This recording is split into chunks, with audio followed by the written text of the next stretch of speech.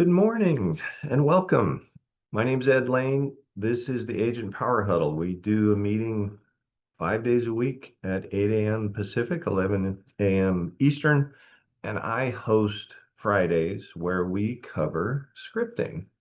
And today's going to be a little bit different because it's not so much scripting as it is sort of foundational coaching on how to manage your business, your stress, everything.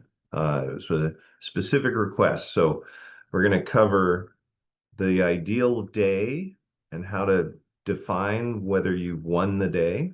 And then we're going to talk about balance and prioritizing the five aspects of your life, which are business, finance, spirituality, relationships, and I was going to say family, but that's relationships. Anyway, we'll we'll cover them. Sorry. Uh, so let's dive in, shall we? So we're just going to dive in and go through what I already described. So we don't need the title screen anymore, do we? So first thing you want to recognize is that most agents are trapped in reaction mode, right? We work in an industry that is full of white noise, and white noise is distractions. It's phone calls from your lenders saying that they haven't received pay stubs and W-2s yet, or phone calls from title saying, when can the client come in? Or phone calls from an inspector saying this house is falling down, right? And we can't help but feel like we got to react to that stuff. But if you don't bring a framework to your day, you're going to have this empty feeling at the end of each day because you were chasing white noise and you didn't get done what you wanted to get done, right? So, what I'm going to try and help you with today is shifting it so that your success isn't accidental. You're going to have a design to your day, and you really have to protect that design. You got to defend it, right? But what'll happen is when your schedule aligns with your priorities, the reward is more income, right? And less stress and a better quality of life. And what you'll also find is that the demands on your time will be more easily fit into the blocks of time that you've designed them for or that you've laid out in your calendar, right? That's right, Anjanette. My vacation, my computer definitely needs a vacation. So we want to get to where we're getting out of reaction mode, right? Because of that white noise. We don't want other people's urgency to be your emergency, right? And especially because they don't have any concept of what your day already includes, right? So we want to be intentional and we want our calendar to truly reflect our priorities. So how do you do that, right? Your calendar actually mirrors what you value, not what you say you value, but what you actually value. And if your schedule is filled with low priority tasks, that's not a good sign, right? But here's the cool thing. We can fix this today, starting today, right? So look at your current calendar, this week's schedule. Does it match what you say matters? And if it doesn't, adjust it, right? Because if you don't have it designed the way you want and you need, interruptions are going to drive it. And we can't have that, right? One intentional day is the seed. 100 intentional days transforms your career and your life. So be intentional, right? I toyed with, should I show you guys my calendar, but I think it might scare you. But my calendar is time blocked to the nth degree. And that's because I am intentional, right? So a best version of your day is designed to be repeatable and realistic within your life. So it needs to be energy driven, right? Structured around when you perform at your best, productivity focused, high value income producing activities are prioritized above all else, and purpose aligned. A really good exercise to do to start this is to get a yellow pad out and write down what you're doing every 15 minutes all day. And then go back through that list and put dollar signs next to it. Is this a single dollar sign because it's a low income thing, or $4 signs because it's a high income producing activity, or is it somewhere in between? And that'll help you decide maybe I can outsource some of what I'm doing, right? Maybe it's time to hire an assistant. Here's why most people fail, because they start with the best intentions, but then they give up. And the failure isn't a willpower problem, it's a structural problem. So you got to understand what breaks down the ideal day is the first step to building one that holds, right? So what breaks it down is a lack of clarity, a lack of structure, business controlling where you're spending your time, and really confusing urgent with important. They are not the same thing, right? And again, your urgency is not going to become my emergency. That's the best way to recognize, oh, I gotta let me stop sharing my screen just so you guys I can look at you guys. Let's say your lender calls you and says, we got a problem. That's potentially catastrophic, potentially income killing, right? There's all kinds of negative things that can come out of that. But the key is I deal with that stuff in the afternoon because I recognize my brain works differently throughout the day. In the morning, it's crisp, it's fast. That's the time to do lead generation, right? Because I'm getting in conversations, I'm reacting to what people are saying, and I'm fielding questions and solving problems, etc. Later in the day, I'm more of a deep thinker. And this is how all your brains work, right? Especially before that first cup of coffee, it doesn't work at all, right? But you get my point, right? You're in a better position early in the day for speed and agility. You're in a better position later in the day for deep thinking. Well, back to my scenario. Loan officer calls me and says, we got a problem. If it's a voicemail, I'm going to call him back at 2 o'clock because that's when my time block starts for solving problems, right? I don't have to, especially if he calls during prospecting hours, I don't answer my phone for inbound calls. So he's getting voicemail automatically because I have a structure to my day. Does that make sense? Let me let somebody in, and boundaries after hours as well. Absolutely, Debbie. That's part of the second part of today is balance and respecting time with your family and all that. These are all so important and so easy to forget, right? Because we all carry our phones with us everywhere we go, and you can't control when it rings. Let me get back into the share. Does anybody have their phone automatically go to do not disturb at a certain time of day? Or am I the only one? Because you know you can set your phone up to do that, right? All right. So what are the drivers? Well, energy, your physical health and mental mindset determine your capacity. Without high energy, even the best plan falls flat. Focus, right? That's later in the day. Protect your time for the highest priority work, eliminate distractions. And then control, using time blocking and clear boundaries to own your schedule. Control is not rigidity, it's structure, right? Which is a good thing. So let's look at a sample day. And let me see the chat real quick.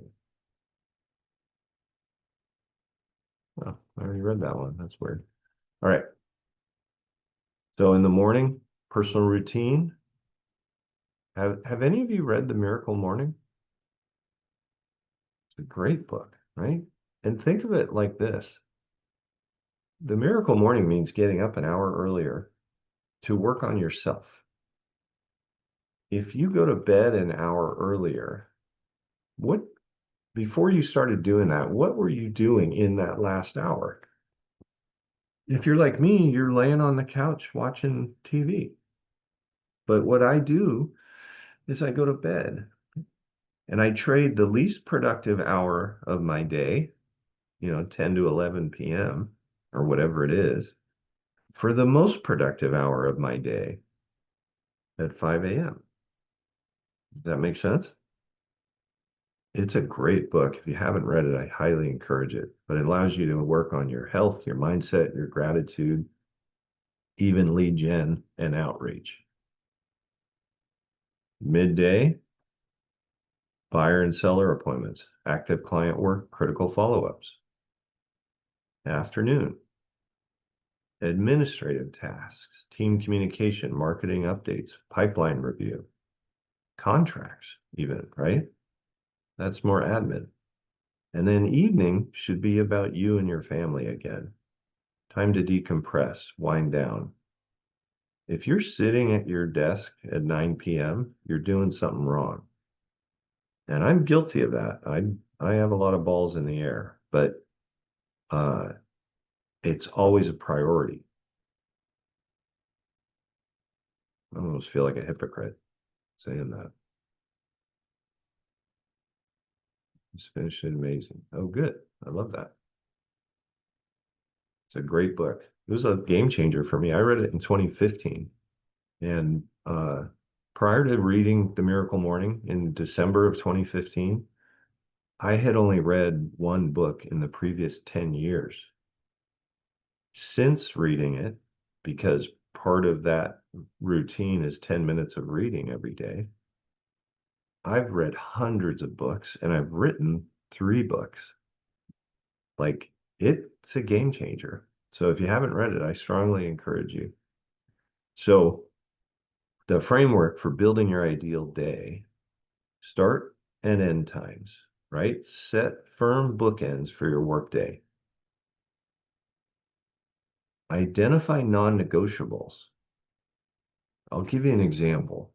The 2 best examples of non-negotiables are if you have a part-time job, you should time block for that. Put that into your calendar. That way you can better evaluate how much time around that or outside of that do I have available to me to build my real estate business. Because I'm assuming your goal is to replace your part-time job with real estate income because it has a much higher upside. But the priority today is to pay your rent and meet your obligations. I get it. The vast majority of people that get into real estate start part-time because it's possible and you're able, right? Prioritize income producing activities. That's lead gen, follow-up calls, appointments. It's conversations. Talk to more people. That's what leads to referrals. That's what leads to signed contracts, right? And time block everything. Time block lunch. Time block, going to the bathroom if you want. Morning control in the first 2 hours of your day is when you're going to win the day. All right. The morning is your most powerful asset. Before the world makes demands on your attention, you have a window of uninterrupted time that can define the entire trajectory of your day. We spoke in one of my team meetings about the book Eat That Frog. How many of you guys have read that one? Right? That's a great book by Brian Tracy, and it's really about doing the most distasteful thing that you have to do today. Do it early, get it out of the way, because otherwise it haunts you throughout the day and you regret it. And then you finally do it and you're like, thank God that's over with. Well, why carry it throughout the day? Get it out of the way, right? In the morning, you have no distractions. You got to be deliberate though, right? Who picks up their phone off the nightstand when they wake up? Deborah. Come on. I keep my phone in the other room. It's on Do Not Disturb and it's in a different room entirely. You should consider doing that, Deborah. All right. Tell her productive tasks first, lead gen, proactive outreach, appointment setting before anything reactive happens. You're not going to have a lot of inbound calls before 9 a.m. So how much can you get done between 7 and 9 a.m., right? Also get your mindset right. Have a brief morning routine, movement, gratitude, visualizations. That's why the miracle morning is so powerful, right? Because it's 10 minutes of 6 different tasks. The savers, right? Silence, affirmations, visualizations, exercise, reading, and scribing is the only way he can make it an S. But journaling, right? Keep a journal. That's what helps you launch. I'll give you a great example too, because it worked. On my vision board, I had a picture of a Maserati. About 2 months later, a catalog from the company Maserati showed up in my mailbox. And I had never set foot on a dealership or anything. How does that happen, right? Well, it's probably because my devices are listening to me. Ironically, I'm 6'6". I don't fit in a Maserati, so I'm not getting a Maserati. But I thought it was a cool looking car. So anyway, visualizations work. Uh,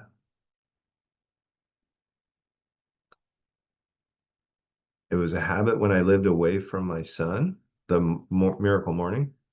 No, having the phone on my nightstand, and he Ah, trains horses and he's been kicked in. He's had some trauma from riding horses, and so it was always there. I always had to check it to make sure he was okay.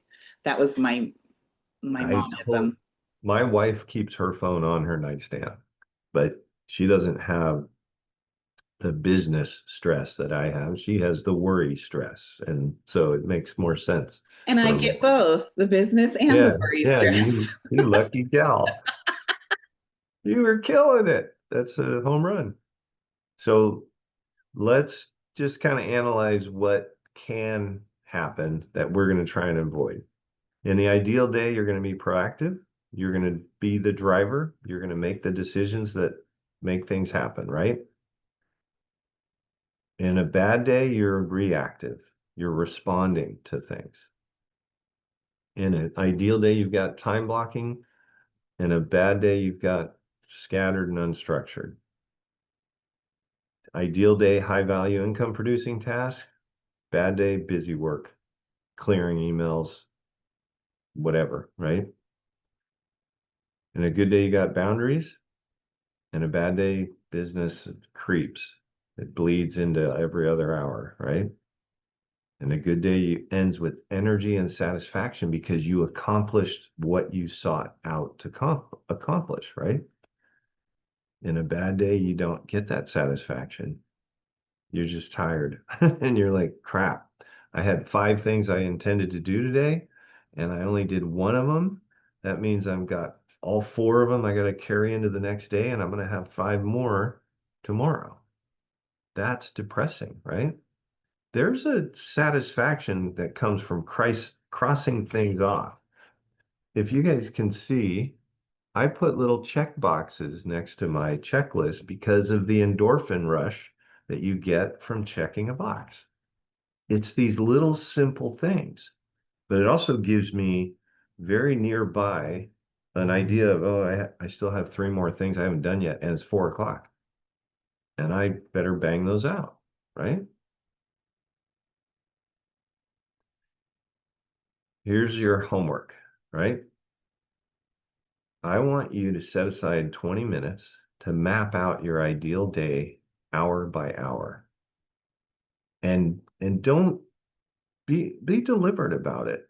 Like be realistic about it. You don't want to be idealistic and hope, but make it unattainable. And then the next day, try and stick to it.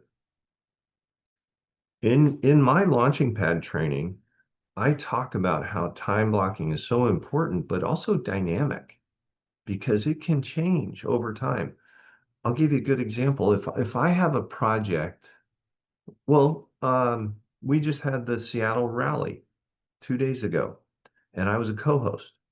So I time blocked meetings with Linnea to prepare for that.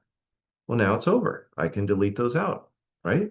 But I'll time block for something that requires my attention because if I don't, that creep or bleeding that we just covered in the last slide will cause me to forget that I need to dedicate time to preparing for the rally, right? So the reason I'm sharing this with you is start with a framework that you feel is realistic and don't be disappointed if you have to change it or add to it or make a time block bigger because it took longer than you thought or smaller because it went faster than you thought. That's good. That means you're being deliberate, right? You're taking control. You're not just letting it happen to you, right? So write out your ideal day hour by hour from wake up to wind down. Include personal time, work blocks, meals, transitions. Make it real and repeatable. And then what activities in your current schedule are already aligned with your ideal? Like that's how you started this, right? You looked at your calendar for this week. Well, I'm not assuming everything in there is crap and not productive. It's going to be a mixed bag, right? So you got to identify what stuff should I keep and protect in my calendar because it's good for me. It advances my business. But at the same time, identify what's a waste of time. If it's not dollar productive or can be outsourced, I mean, shoot, I have a VA in the Philippines. I pay her $5 an hour for that kind of stuff. That's cheap, right? And then identify what has to change. If you've been working till 9 or 10 p.m. every night, something's got to change. That's not sustainable, right? And you got to be humble enough to look at it and be honest with yourself and go, what am I doing? I got to figure this out. Okay. That's what I'm hoping this training does for you all is it empowers you to take back control because real estate has a really brutal way of stealing it from you, right? I don't know why the chat is always slow. I write in my calendar and when it's done, I write it in a different color. Done. I like it. That's a satisfying activity, right, Anjanette? Your brain knows that other color is a home run.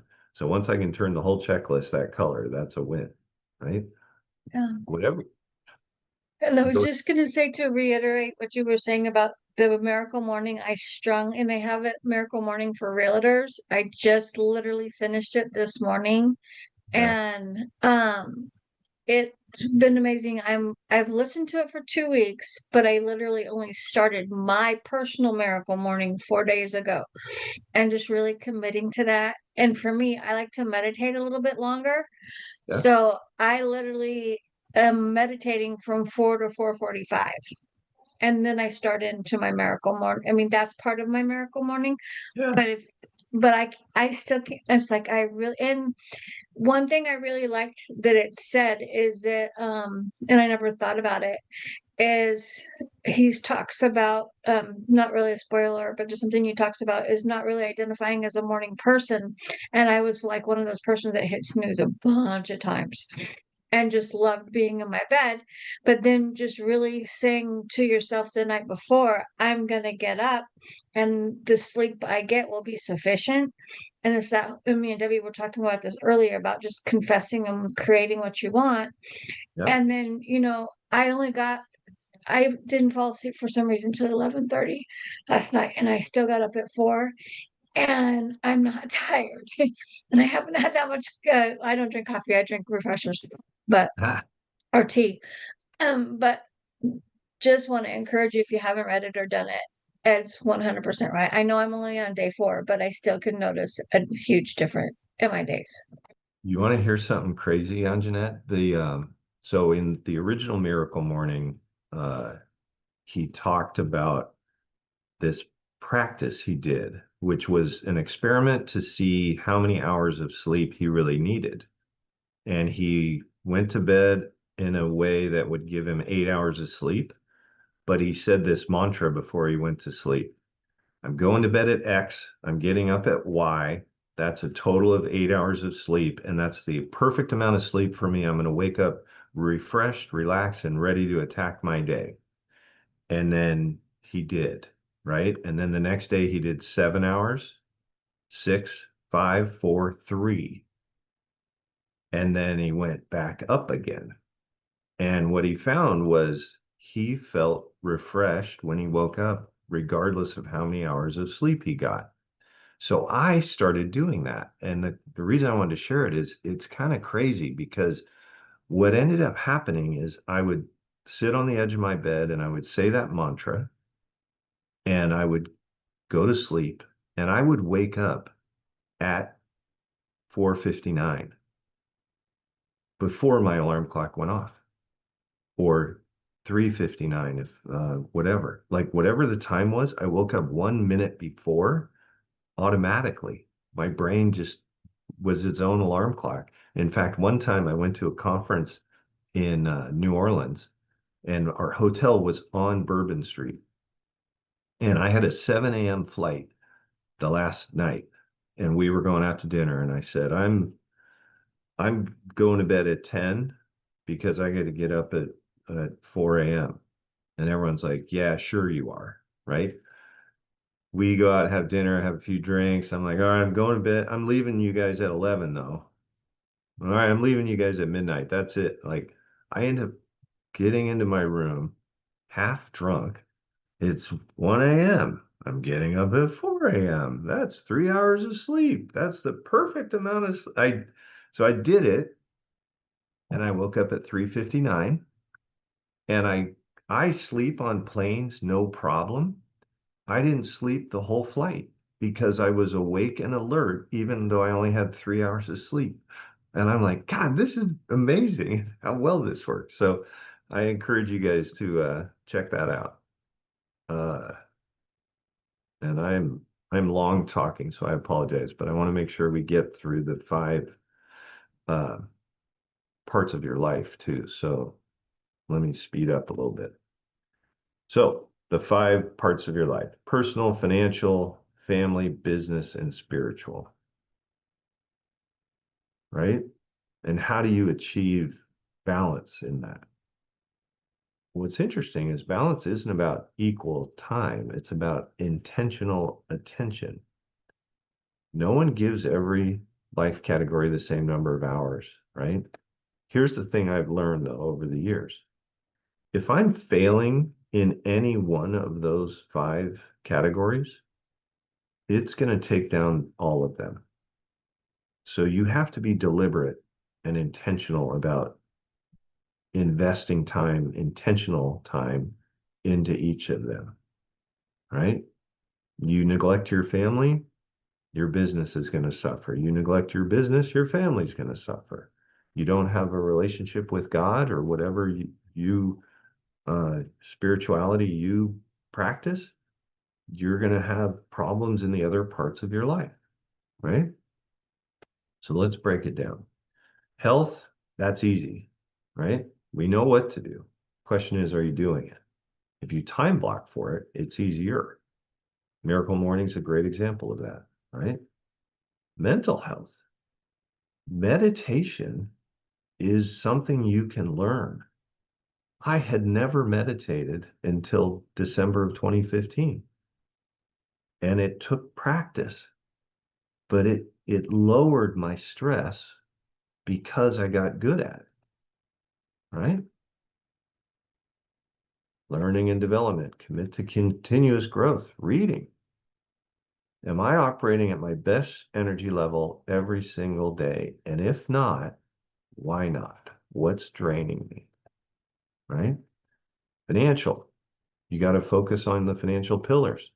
Clear annual and monthly income goals, active wealth building and investing, consistent budgeting and expense tracking, planning for taxes, right?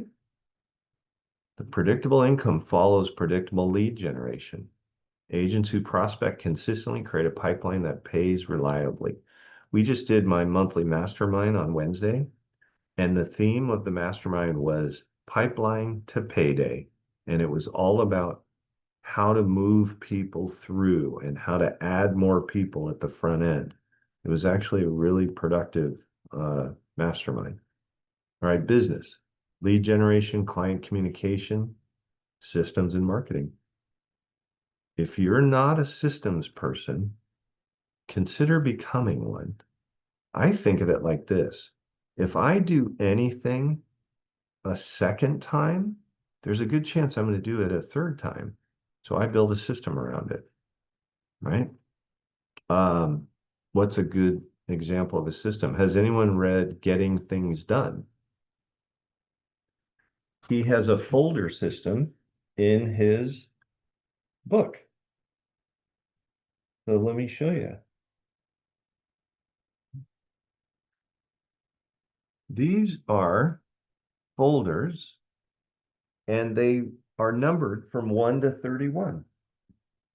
It's how I keep my desk clean because if Deborah's on my team, if Deborah hands me something at one of our masterminds and says, will you call me in a week? I'll stick this piece of paper in April 3rd or whatever a week from now is, right? And that way, on April 3rd, I pull the folder that has the number 3 on it, and it's got whatever docs in there that are memory joggers for me to call Deborah. Does that make sense? It's a wonderful, like I used to have a pile of papers on my desk because I ran a brokerage of 150 agents.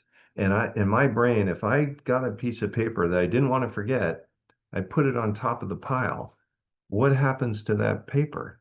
It gets buried by all the subsequent important things, right? And you can have a real issue when the most important thing's at the bottom of the pile. That doesn't happen any longer and hasn't for over 10 years. Spiritual. Real estate is high pressure, right? Emotionally demanding. Think of how many times you've had to been a therapist, a marriage counselor, all these things to support the well-being and mental health of your client can be at your own expense though, right? So know why you do this work. A clear sense of purpose fuels persistence through the hard days. Your why for being a real estate broker will carry you through some of the most difficult times you'll ever experience. And if you think about it, difficult times for us tend to be financial. But if you have strong faith and strong structure, like we covered in the first half of this call, you're going to have income. You're going to solve the financial issues, right? Daily gratitude practice rewires your brain.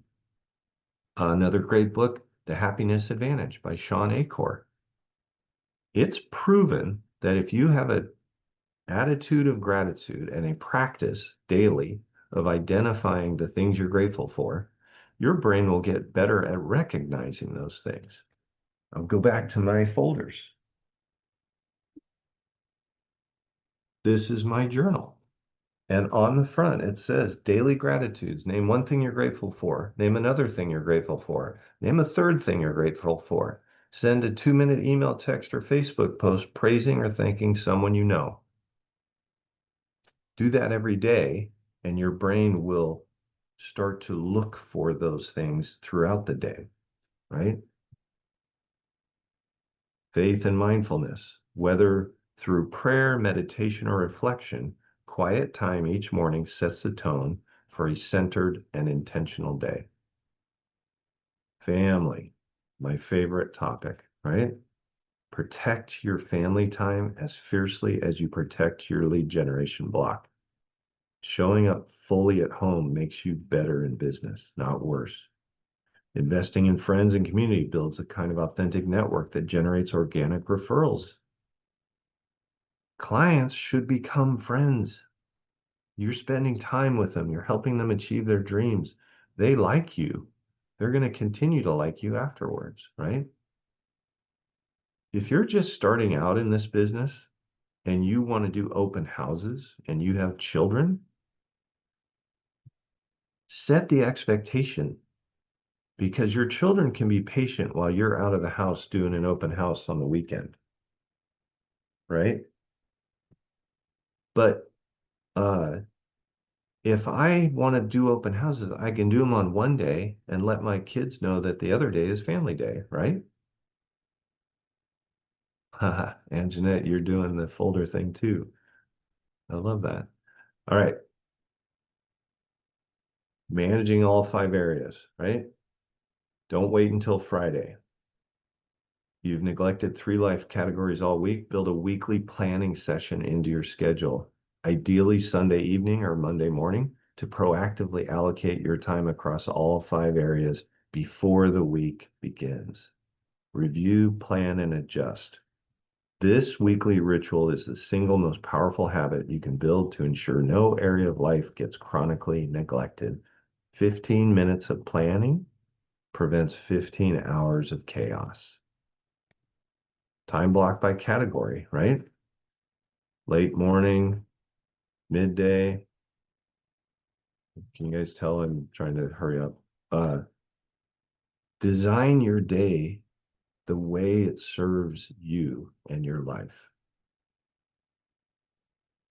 Period, right?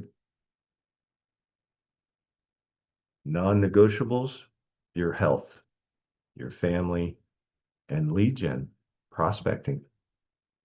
Without money, the other circles of your life will suffer, right?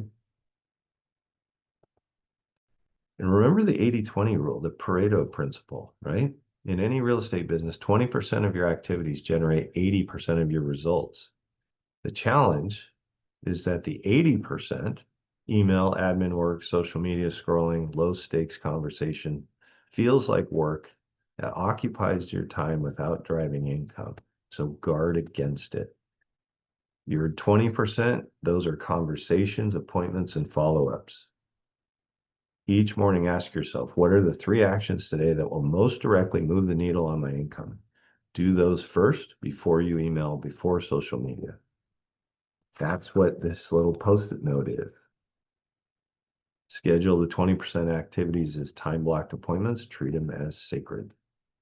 And use systems, right, to reduce chaos, build trust, and communicate and drive results, right?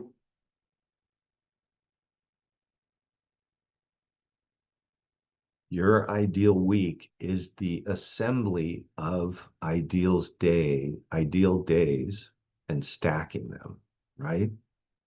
That's how you build a consistent business. You win the day today, but it starts by defining what is going to win the day. How many calls? How many notes? How many appointments? What do you define as winning the day? And then set sail to accomplish that today. Common mistakes: overloading, ignoring personal and spiritual health, or skipping, right? If you don't do the weekly review, you can't assess whether you stuck to your plan or need to adjust the coming week's plan. That's why Sunday evening is when I do it. Could you do it Monday morning? Sure. Just do it once a week, right? Make out your ideal day, identify the top 3 priorities, and schedule it for the week. And schedule it into your Google Calendar so that your phone chimes and says, hey, Debbie, it's time to do lead gen, or it's time to look at contracts, or it's time to make phone calls, right? You don't need more time, you need more intention. Every agent reading this has the same 24 hours as top producers in their market. The difference is never the number of hours available, it's the quality of intention applied to each one. Design your life first and watch your business follow. And stop waiting for the right time. The perfect week doesn't happen. You got to build it, right? When your personal priorities are protected and honored, your business performs at a place of clarity and strength, not desperation. Success is not built in a day or in a year. It's built in a day, repeated consistently. Final tip, always lead with structure before motivation. Most agents don't fail because they lack drive. They fail because they lack a plan. Motivation is fuel, but without a structured engine to channel it, that fuel burns off by 10 a.m. Build your ideal day first, protect your 5 categories, install your non-negotiables, then let motivation amplify a system that already works. So build your day first, trust the system, the results will follow. And I only ran how many minutes long? Oh, almost 13 minutes long. Sorry. I hope this was valuable. This was a request. It wasn't scripting. So if you came here for scripting, I apologize. We threw a curveball at you, but I always reserve the last couple minutes for scripting questions. So does anybody have a scripting need or a question on what we covered today? I'm a time block fanatic. I love it. And Jeanette, 5 notes a day. Are those handwritten personal notes? That's what I do as well. Yes, 5 written. Thank you, Ed. I appreciate you much. I did 6 the other day. Atta girl. Keep it up. All right. If there's no questions about scripting, we can wrap things up. I was going to share, I used one of your scripts yesterday. Oh, nice. Which one? Okay. I was having lunch with someone in my sphere, and into the lunch, I asked her, I said, so let me ask you a question. If you were going to sell or buy a house, or you had a friend or family member that was, do you have a realtor that you would recommend? It was a little awkward after that. I could tell she felt uncomfortable with the question, Yeah. but she had, she said, well, I know you and the one who sold me my house and someone else. But then, we understood, yeah. But then she started telling me about the person who sold her house in Denver. And I asked her, what did she love that? What did you love about her? And I just kept asking her about that. And she gave me a lot of information, why they chose that. She interviewed 3, why she chose that. And it was very interesting because one of them she interviewed was a neighbor who they had socialized together a lot, couple stuff and everything. And the woman thought she had it in the bag because she was a friend and a neighbor. And she said someone else came in with this great presentation, told them exactly what they were going to do. And that's the one that got the business, because the neighbor just assumed she was going to get it and didn't prepare. I thought it was very interesting how she took off with that and the animation and how much I just let her talk. That's what the whole point of that's the mayor campaign is what we call that. And it's to see if they have a name in their head. So good job. And you got some great intel. Like one of the things that popped into my head while you were talking is I've learned a long time ago, never ever shortchange your process with any lead.